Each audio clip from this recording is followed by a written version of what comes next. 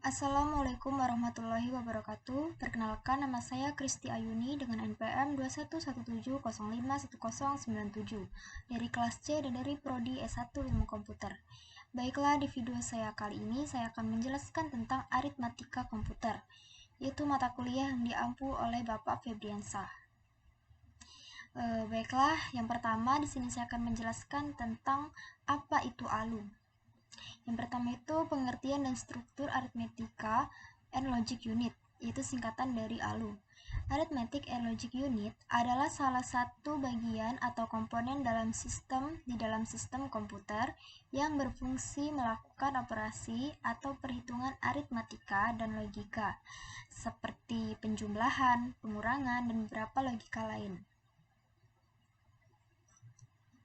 Struktur aritmatik logik ini merupakan suatu kesatuan alat yang terdiri dari berbagai komponen perangkat elektronika termasuk di dalam sekelompok transistor yang dikenal dengan nama logic gate, di mana logic gate ini berfungsi untuk melaksanakan perintah dasar matematika dan operasi logika. Kumpulan susunan dari logic gate inilah yang dapat melakukan perintah perhitungan matematika yang lebih komplit, seperti perintah add, add untuk menambahkan bilangan atau divide atau pembagian dari suatu bilangan. Kemudian di sini juga ada operasi logika.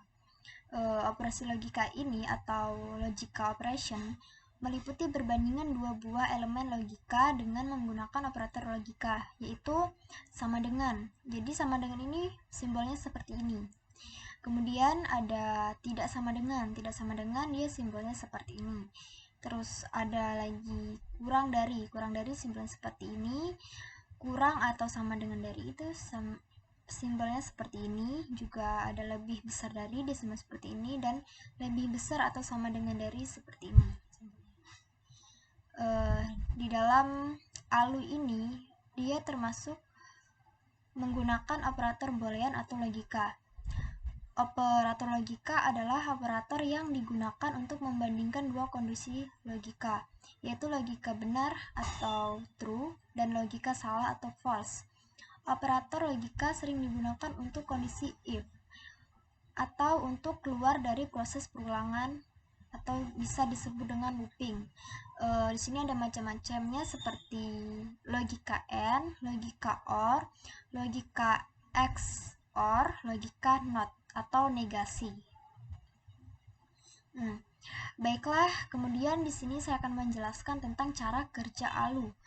Jadi ALU akan bekerja setelah mendapat perintah dari control unit yang terletak pada prosesor. Control unit akan memberi perintah sesuai dengan komando yang tertulis atau yang terdapat pada register. Jika register memberi perintah untuk melakukan proses penjumlahan, maka PC akan menyuruh ALU untuk melakukan proses penjumlahan. Selain perintah, register pun berisikan operan-operan. Setelah proses ALU selesai, hasil yang terbentuk adalah sebuah register yang berisi hasil atau suatu perintah lainnya. Selain register, ALU pun mengeluarkan suatu flag yang berfungsi untuk memberitahu kepada kita tentang kondisi suatu prosesor seperti apakah prosesor mengalami overload atau tidak. Baiklah, di sini juga saya akan menjelaskan tentang fungsi arithmetic and logic unit atau disebut dengan ALU. Jadi tugas dari ALU adalah melakukan keputusan dari operasi logika sesuai dengan instruksi program.